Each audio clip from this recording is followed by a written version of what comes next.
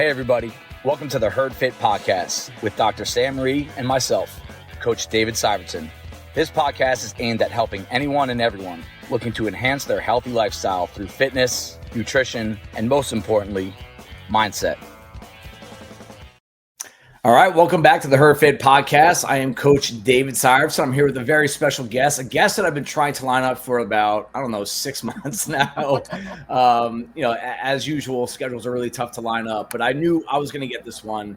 Once Rachel agreed to coming on, I knew that this was going to be an episode coming up because this is a topic that becomes more and more relevant, A, as we get older, and B, as a little bit more health awareness kind of is put in front of us. But Rachel, I should have asked you before we started. I'm with Rachel Tekayan, but close. Tekayan. Oh, man, that was option B. Okay. Rachel Tekayan, a member at Outlast Fitness and CrossFit Bison. Girls at the gym pretty much every single day. Welcome to the show. How are you doing? Good. How are you? Awesome. Sunday mornings, love Sunday mornings, the energy at the gym. Didn't get to church this morning, but we have team pictures for football today. That's why. Nice. So it's a little bit tough full morning, but it's my favorite day of the week because once we hit noon or 1 o'clock, we can usually just chill and hang out and just have some downtime. So Rachel, before we get into what we're talking about today, I really want to give just a brief history of your life because you are at the gym often, so people will recognize you, but you're quiet there. And a lot of people are there to just train and just work out. So there might be a lot of people that actually work out with you often that may not know that much about you. So I'd love to, just give me a little bit of background, like where you grew up, where you're from, your approach to health and fitness as you grew up, just anything you can give us there to kind of open the door to who Rachel is. Cool. So I grew up in Hawthorne, right down the street. My mom still lives there. I was class of 2002. I never played sports. My mom tried getting me into softball, but I was just like, it wasn't my thing. So I was more like music and arts. Awesome. And only child. My parents divorced when I was like 2 or 3, but I saw my dad, every other weekend, month at a time in the summer because he was in California. Okay. So, never really into athletics until I started CrossFit, I guess. Okay, that's awesome. I love those stories, to be honest with you, because the most common story, I've been doing this a long time, watching people come in and out of CrossFit, reach, peaks and valleys. It's the most common story, I would say, is the person that was an athlete and they're so competitive, and that's why they started CrossFit. Some of them thought they were going to make the game someday or they wanted to compete, and then it turned into I just like to compete every day at the gym and then go about my day. Right. That, to me, is CrossFit. I don't want to ever say it's an easy transition because it's not easy for anybody, in my opinion, no matter what goal you have, no matter what background you have. But it's an easier path to understanding a lot of different elements the mental toughness that goes into CrossFit training, the physical anguish, the light at the end of the tunnel. When someone who does not have that background comes to CrossFit, and I give them a lot more credit because it's probably harder to start, a little bit more intimidating. Can you recall some of those early days, what that intimidation factor was? Was it at all? Because you're successful and smart outside of the gym. Like you, from my perspective, you're accomplished and you know how to work hard and achieve things. But what was it like confidence-wise going in and starting CrossFit on a day-to-day basis? So my sister-in-law, Naritza, who is a member also at Bison, she was like, why don't you come try it out? And I was like, okay, I don't know. I wasn't really doing much at the time. So I do remember the first few months I was like, oh God, I don't know if this is for me. I don't, just looking at everybody and looking at the movements and stuff. But I do remember like wanting to quit after the first few months. And then I was just like, you know what, I'm going to stick it out. So it was definitely intimidating.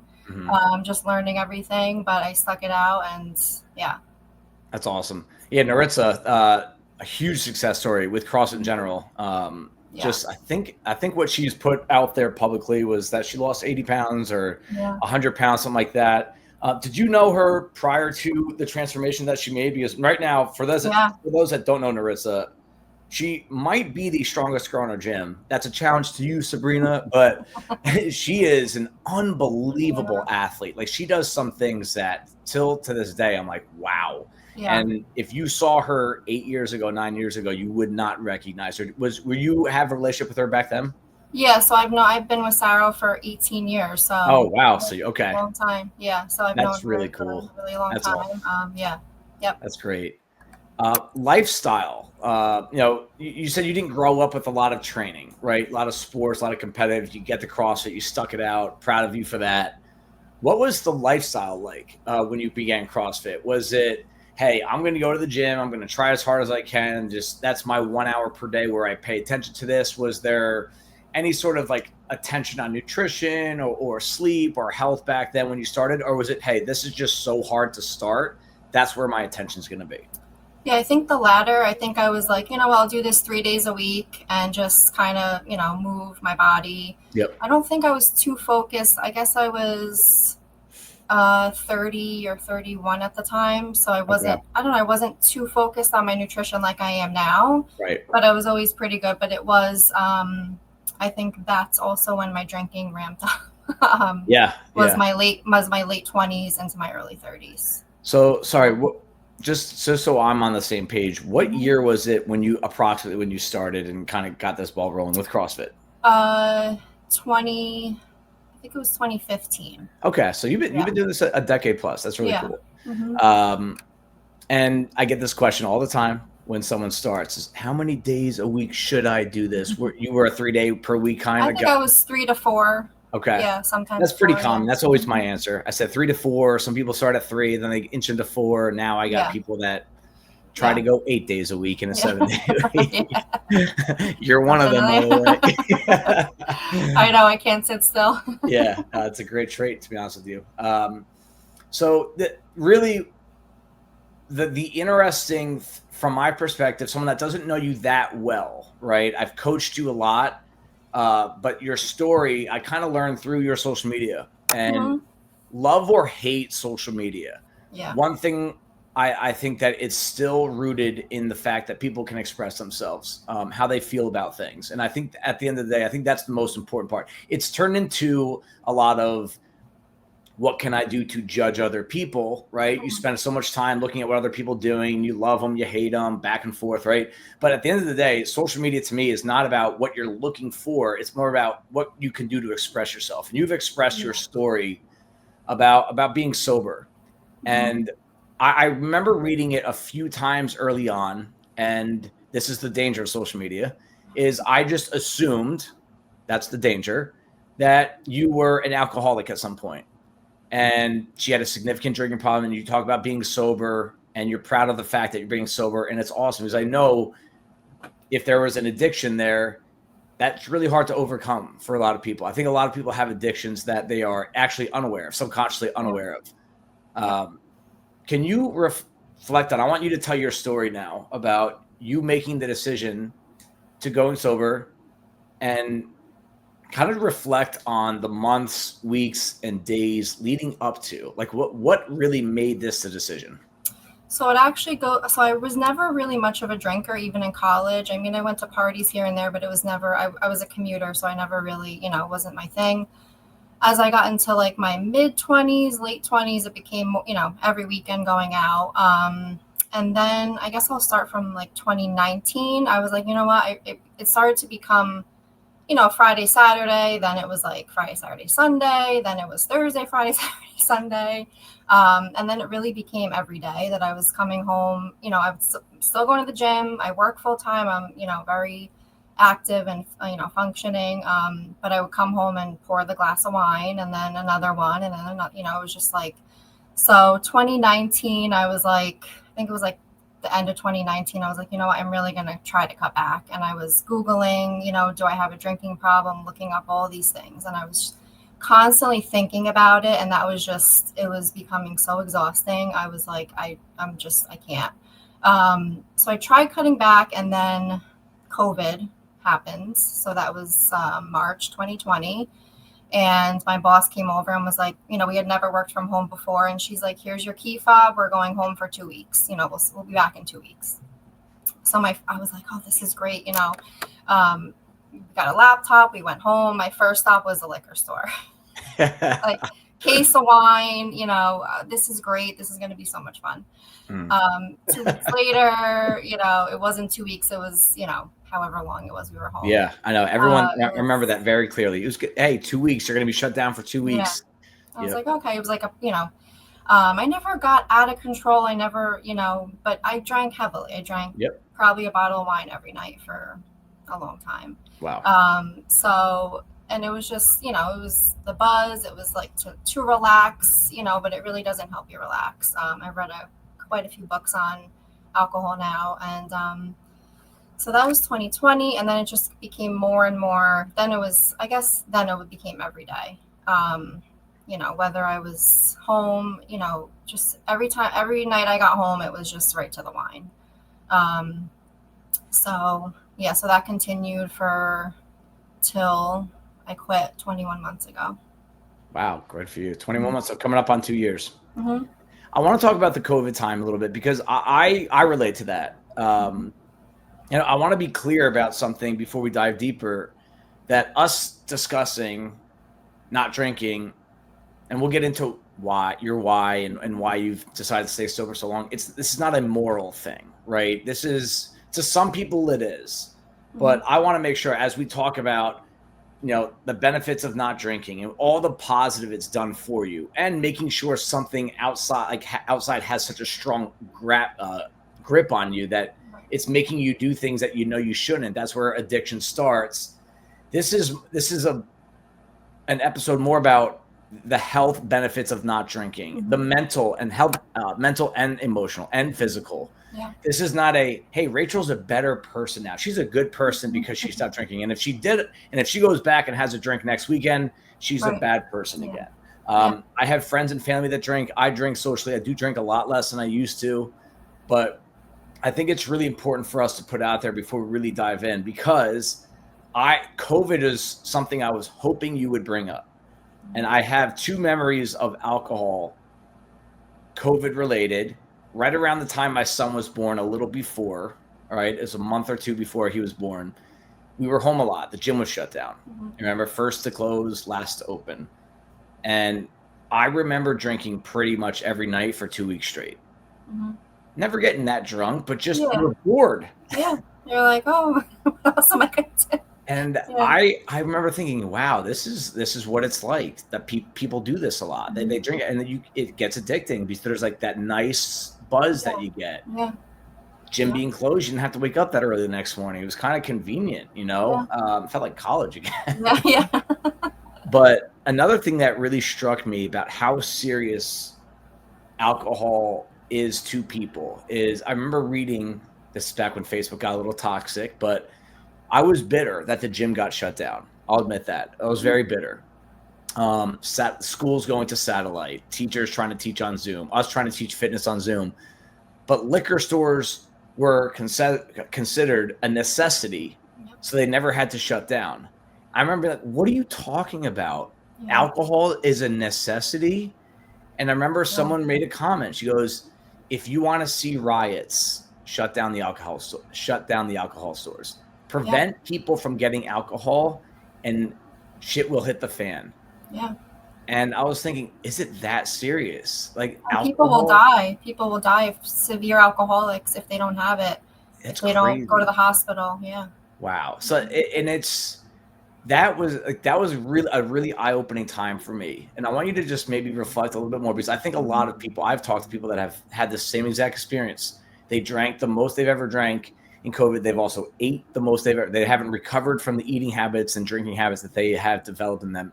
How much of drinking is just a slow burn ascent, meaning you said Saturdays, then Fridays, Saturdays, then Thursdays. What do you think that is? Why do you think there's always like 1 inch more that you're getting through drinking? And this could be applied to nutrition as well.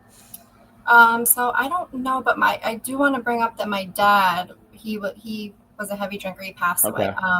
But I think he quit probably 10 years before he passed away. And I was, really happy for him and everything. He was like me, we're similar personality, quiet, but, got into it. And, he always said, because I would see him and I would have a glass of wine or whatever, and he'd be like, just be careful, it can very slowly, it's progressive, so like I said, it's 1 day a week, then it's 2, then it's 3, and he goes, it happens very slowly. Mm-hmm. And this was probably when I was 25 or late 20s maybe. Yep. So I was like, okay, whatever, I'm young, you just blow it off. But then that always was in the back of my head. And I wish I could tell him now, but it was just always in the back of my head. Just be careful. It's a slippery slope. But the next thing you know, you're drinking every day. And I was like, that's never going to happen. But sure enough, it did. And and the nutrition, same thing. I didn't really struggle with that as much. I've always really liked to cook. Me and Sarah also, we cooked together a lot during COVID. So that was good. That's awesome. So I never really struggled much with that. Although since I quit drinking, the sugar cravings are still on almost 2 years. I mean, it's like I almost like have something at night instead of that now. Right. But it's gotten better, but that's tough too. Yeah, and there's something always to work on. And I'm going to kind of relate this to the sugar, the nutrition, even the working out for some people that have a hard time staying consistent. You don't, right? But everyone has that thing, in my opinion. Everyone does. If you really had everyone be humble about this and open up the closet and let us look into like, all right, what's dark in here? Everyone has something that I think there's a little bit of an addiction to that they have a hard time getting past. And I hope that we can apply some lessons that we've learned from this into that. But it's a slow process. I think the slow drip, the progressively worse, is something that everyone should be aware of with drinking. That if you are a weekend drinker, a once per night, Saturday night, you go out, Friday night, maybe have a drink at home, right? There's nothing wrong with that. We will get into some of the Huberman type science. What he says is too much drinking to the point where it actually has a negative impact on your sleep. But if it turns into Thursday, Friday, Saturday, if it turns into Thursday, Friday, Saturday, Sunday, fun day because my friends are doing this, right? You're now getting to a point very quickly where you're drinking more days than you're not. And we're not anti-alcohol, we're not anti-sugar, all right? But like they say, everything in moderation. And some of the struggles I've had with any sort of addiction is that it's this dopamine rush that the alcohol got you to this level of a rush of satisfaction, this feeling good. And then eventually you're like, I want to up it. Because every single time you up that dopamine addiction, right? Every time you chase something, you crash just as hard. Yeah. Right. That's the one thing that dopamine has really stuck in my head. The more I've learned about it from Huberman and some other reading and podcasts is that the higher you go, the lower you will crash. The happier you get, the worse you will feel about yourself. So that's why it's so important to stay on that even line. And the number one way to stay on that even line is to not pursue higher levels of, in your case, alcohol. I was just going to add that, sorry to interrupt you. I was just going to add on the dopamine thing.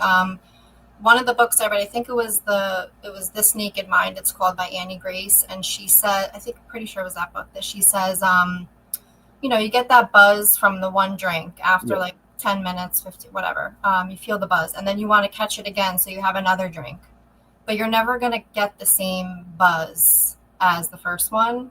And so that really stuck with me too. And I was like, you know what? You're getting more drunk.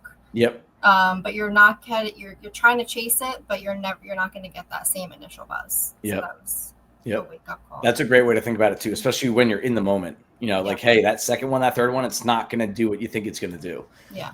Was there a very specific moment or reason why you decided to stop drinking? It was a few things. I've always had some anxiety and depression here and there, and I just knew that this wasn't helping. So leading up to that, I was like, I can't keep doing this. And I was trying to moderate. So for me, trying to moderate was becoming so exhausting that I was like, I think I just need to stop. Mm-hmm. And a good friend of mine, Stephanie, she was in the same boat as me. And it was New Year's. So it was a week, not even a week before we both stopped. She goes, I think I'm done. And I was like, oh, she could do it. I could do it. Like, it was like, awesome. So we went out for dinner New Year's Eve. So that was like 4 days before I think she stopped the day after Christmas. And I still had wine. She brought like a non-alcoholic wine. And then And then New Year's Day, I still drank. And then the second I drank, and then I came home January 3rd from work, and I was like, I'm done. I can't keep doing this. And so I had a seltzer instead of the wine, and I got rid of all the wine. And a week later, we go up to Lake Placid every year. Yep. So I was like, so we got there, we went out for dinner, and Sarah was like, are you going to get a drink? I'm like, I think I'm done. I started crying. You know, it felt like a breakup. It really did. It really did. Like, you know, I think I'm done with this. I don't think I can't keep doing this. That's awesome. So yeah, it'll be 21 Good for months. you. Yeah. It's funny. I feel like I've said that, 100 times, and it's you made that decision not while you're hungover the next morning and hating life, right? A lot of times, my wife and I both slowly. Yeah. Like, I'm never drinking again because this hangover's so bad. And then next weekend you're like, let's go. Right. Yeah. I feel better now. So yeah. Mm-hmm. Yep. Or those relationships, those dating relationships that you have growing up, and you break up, you get back together, you break up, you get back together. It turns toxic. It's like a circle where it's not going to last, but you keep trying to hold on to that last piece, and then you break up again. It gets bad. Then you're back with each other a week later, right? You tell all your friends and family that you're broken up, you're back together. And it's a level of addiction because you love those in the moment highs. And how did you get over that? Like you going out to dinner with Sarah that one night, that's where I feel like a lot of us, myself included, would have been like, I'll just have one. There's nothing wrong with that morally, but I think it was just I think it was just a long time coming. And I think that was just I don't want to say breaking point, but it was just, I was like, I have to just be done with it. I obviously can't moderate. I'm not the type to just have one. I never had just one. It was always like three, or more. And, and every day, it wasn't like, I know a lot of people who, couple, friends or whatever, they can drink once every few months. They can drink once a week, and the rest of the days, don't even think about it. That's not me. Okay. So I think there's definitely an alcohol use disorder. I don't think I'd call myself an alcoholic, but I know there's different levels of alcohol use disorder. Okay. And I'm definitely on there somewhere. But yeah. So again, I think awareness and humility is why you're having success with this. I really think those are two really important traits, like always looking inward and trying to really figure out how honest are you being with yourself about something, and then the humility to, put your personal desires and your ego to the side and do this. A lot of respect for that. What are some of the benefits you saw right after going sober? When you made that decision at that dinner with Sarah, were there benefits right in those next week, 2 weeks, a month? Like, did you feel something? Was it physical, mental? I would say a little bit of both. I would say probably more physical. My sleep that probably took a couple weeks, but I wear my watch at night, and I use this app called Sleepwatch, and I put on sleep mode. I looked back recently, my average score during drinking was like a 400 something. Now it's like in the 700s. Wow. Almost and my resting heart rate went from like 70 to high 50s. Wow. I was on high blood pressure medicine, which I'm 99% sure was alcohol, because for a while it was I think it was like 150 over 90 for about a year, and my doctor was like, all right, I think we need to go on. So I took that for a little while, and then right when I stopped drinking, I think I was like, I'm just gonna go off the meds and see what happens, and sure enough, it went right back down. Wow. Probably within a couple months, so I'm at 120 over 80 or even lower now. Wow. So definitely. That's amazing. Drinking rates statistically are lower than they've ever been right now. Mm-hmm. Oh, I shouldn't say lower. I have it right in front of me. Actually, you know what? And since it's being measured, it's the lowest it's ever been. The previous low is 1958. Right now, in 2025, it's 1% lower than that. So in history, this is really the lowest it's been, especially within our lifetimes. And my opinion is there's a lot more awareness, and it's still on the way down. There's a lot more awareness of health, just physical health, longevity. I see it at the gym now, both Bison and Outlast. There's a lot more awareness, information, and content out there, and education that's easy to get your hands on, that if you truly are looking to be healthier and feel better, it's amazing how many people live their lives and they don't feel good. They don't understand what it is to feel good. Right. Alcohol is a big part of it. And those metrics that you just shared with us, your resting heart rate, the quality of your sleep, and your blood pressure, those are pretty freaking important. Yeah, definitely. The sleep, I mean, yeah, all three are great. But my sleep, I get into a really deep sleep now. Wow. Whereas before I was waking up and tossing and turning and sweating and waking up every day at 3 o'clock in the morning, just like, kind of sometimes waking up anxious. I still do have some anxiety here and there, but it's definitely a lot better. I don't take any medication for that anymore. So, just kind of good for you. Deal That's with awesome. Now, are there any other benefits? I mean, those benefits to me, like that's all I would want. It's funny. In last week's episode, we're talking right now. It'll come out tomorrow. But we talked with a couple of guys that survived a heart attack, and they're working out at the gym again, and alcohol came up to them, and there's some long-term benefits that they feel could and will come if they stay away from drinking. Have you felt any longer term benefits? Like I think one post you made, like your skin feels better and looks better and all this stuff. Like, have you felt any longer term benefits beyond what we've already talked about? I don't think so. I think those are the three biggest. Those are the three biggest ones. Yeah. Is it easier to go work out and feel like, hey, like I know when I'm in the zone working out, like good training, a good training stretch, it's because everything outside the gym is feeling better. That's when I get there and you just feel like you get momentum. You feel like you're on fire. You can break through anything. Have your workouts felt better? Yes. I think also going to bed earlier, when we got Rosie, our puppy, like, she'll be 2, so a year and a half or so ago, she was, and that was a few months after I stopped drinking. So that kind of motivated me to get up earlier. So I do try to go to the gym in the morning, if I can, or if I just depending on, I know I switch it up, but I do feel, I really try to sleep from 10 to 6, or if I go to 6, then a little bit earlier, but I really do try to prioritize my sleep. 8 hours. And then when I get up, not always, I don't always like wake up like, oh, I'm ready, but like I do feel a lot better. Or if I do go after work, it definitely is better than I'm not dragging so much, I feel like. I've seen, even in the short time that I've coached you, I've seen, just like I was watching you through the windows one time, you were at Bison, I was at Atlas, and you're just like ripping through jump rope. And again, like you look, when you're working out, you look a lot more comfortable, fluid. Like I like to use the term snappy, which is a compliment, everyone. If you ever hear me say that, it means that you're quick, you're fast twitched, you're moving well, but you're also moving fast and explosive. And I've seen that in you. And I'm excited for you because I think that the benefits are going to compound as we go. I don't think you're all right. I'm at my peak of being sober. Like I think it's only going to get better, because it sounds like you're still being pretty disciplined with all that outside the gym stuff.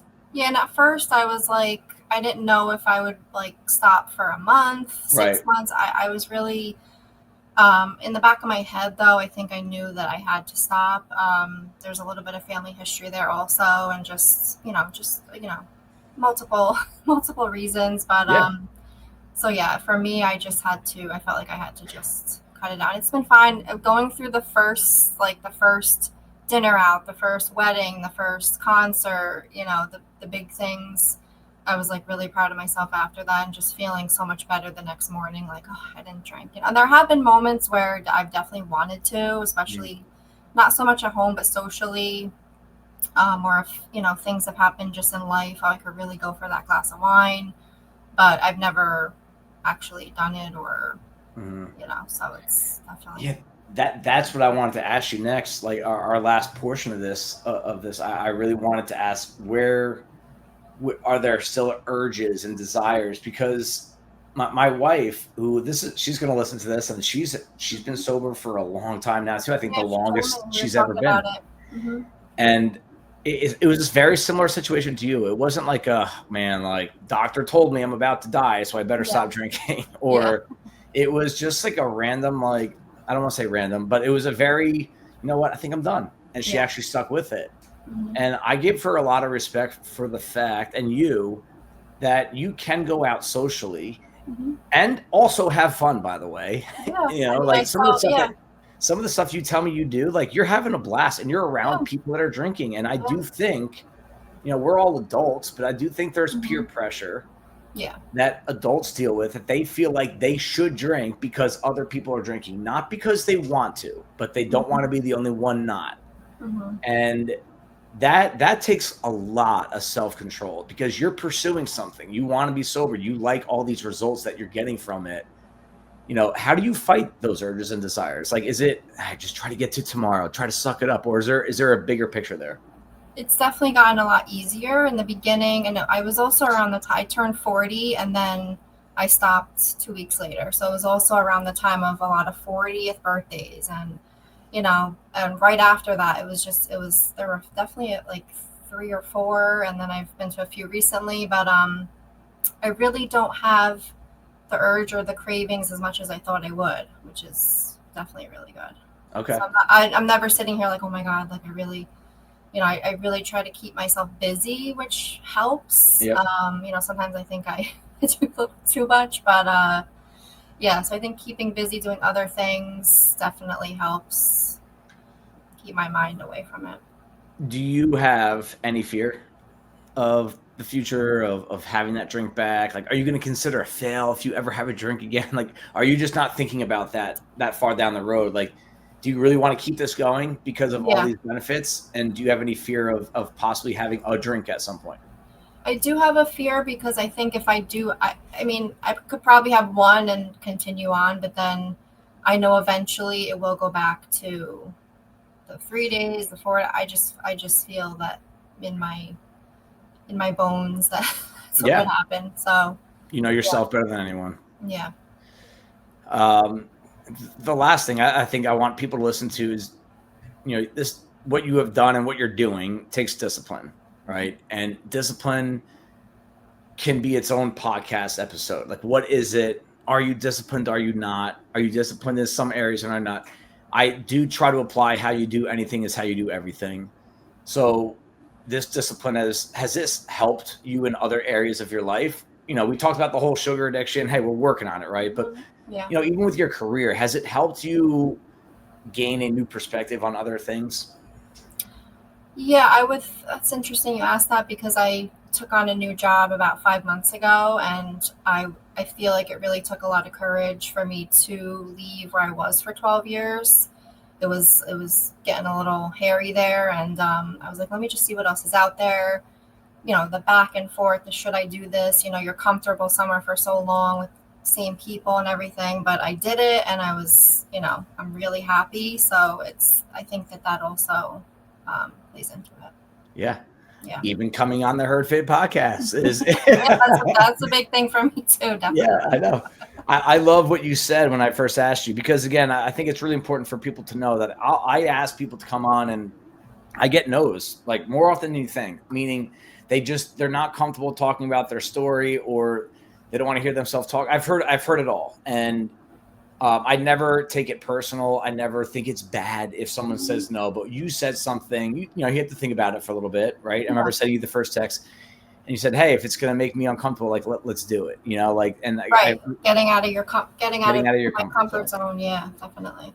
And that to me is a lesson, a real life, like, hey, not just someone telling you this, like, you went through this discomfort of not drinking. You went through this discomfort of going to weddings and concerts and social events and being the one that's not drinking. That's uncomfortable. And I think that when you prove to yourself you can do something that's really difficult, if you're aware enough, if you're present enough with what you're actually thinking, right, you can apply it to anything. Yeah. And do you think CrossFit has helped you at all? Or this has helped you at CrossFit / Outlast Pro training, where these things are very hard sometimes. They're very discouraging sometimes. We hear I feel like I'm losing when I go to the gym. We hear that all the time. Has this helped that? Has that helped this? Yeah, I would say definitely coming to Bison and Outlast. I mean, Bison is an amazing community. A little intimidating at first also, but just I come in, do my thing, and definitely. And I did also, during my drinking, I ran the New York City Marathon, 2016 and 2018. I don't know if you knew that. I didn't know that. That's awesome, right? Very slow, but I was like, once I set my mind to something, I'm like, I'm doing it, Yep, So I'm learning that about you. I am. So I, started with the I think when actually before CrossFit, we started couch to 5K. So we started running a little bit. And then cool. I think I was like, I got to do some strength too. That's when I started CrossFit. So I was kind of doing both. Right. But with the marathon training, I was really only doing CrossFit maybe 2 days a week and just running a lot. I was just running. Really wasn't at my heaviest drinking then, because I don't think that would have been possible. But yeah, I was like, and then I ran a half, and then I was like, let me just enter the lottery. I don't know. Let's just see what happens. And it's like, you got in. And I'm like, oh, shit. Where was it? New York? Yeah. Oh, wow. So that was 2016. I ran it. It took me like 6 hours both times, but. That's something to put on your mantle. A lot of people, we just had a couple of friends run overseas a marathon. One of them's from Outlast, Alyssa and Owen. And Ash and I were saying, like, I don't think I could ever do that. Like, brutal. I don't think I could ever sign up, train, and do a marathon. I love to think I'm mentally tough, but I did a half long time ago, probably way before I started CrossFit even. And that was like, you told me you got like a cramp or something, I think you said. Yeah, my shoulder. I don't want to get to that story, but somehow my shoulder cramped after the marathon to the point where I couldn't move my arm. It's brutal. Some people can just go out there and just run forever. It was really hard. Yeah. Well, hey, I really appreciate your time on a Sunday morning. I'm really glad that we finally got this in, because this is a really important topic that I think people need to look in the mirror and reflect on a little bit and understand it's not a moral decision. It's a health decision. It's a mental strength decision. And I believe there's something here for everyone. It's not, hey, you better drink less. I think it's important for you to understand if something has a grip on you and you can no longer make your own decisions. And this could be alcohol. It could be food. It could be CrossFit, honestly. Yeah. I have people that I think are addicted to going to the gym every day. Yeah. They think something's wrong if they don't go. And that's how people feel with drinking problems and eating problems. They think that's like, it's all they can think about if they don't do it. Right. And I think you're a great testament to show that it can be done. You can live a very happy life and still do it. There's pride and other benefits that come from getting away from any sort of addiction or something that has a strong hold of you. And you don't need to wait for something dramatic to happen, right? Yeah, I didn't have, nothing specific. It was just, a couple years really. Thank God, obviously, because I think that could have been, if you stayed on that track and you weren't mature enough to walk away from it, maybe at some point you would have been told that you have to stop, and it would have been a dramatic ending, and that probably would have made it tougher because you had the autonomy to make that decision. You made the call. It wasn't a doctor telling you to do it. You made the call, and that should make you feel really empowered moving forward. Yeah, definitely. Awesome. All right, well, Rachel, thank you so much. I will see you at the gym probably every day. Sounds good. Thanks, Dave. And we'll talk soon. And thanks so much again. All right, take care. Have a good day. You too. Bye. Thank you, everybody, for taking the time out of your day to listen to the Herd Fit podcast. Be on the lookout for next week's episode.